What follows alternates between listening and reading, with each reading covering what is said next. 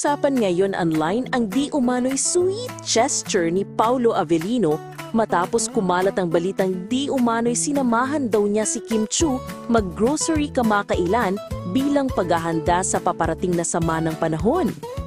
Ayon sa ilang sources, simple lang ang ayos ng dalawa kahit pa low-key, hindi nakaligtas sa mga mata ng mga fan detectives ang closeness nila.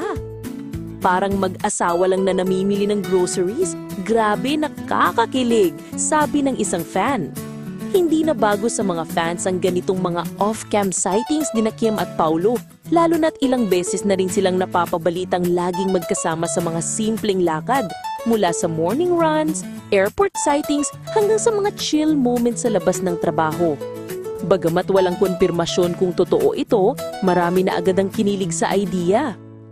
Ayon sa ilang Kim Pao supporters, kung totoo man ito, napaka-sweet daw ni Paulo na sinamahan si Kim para masiguro ang kaligtasan at kumpletong paghahanda nito bago ang masamang panahon.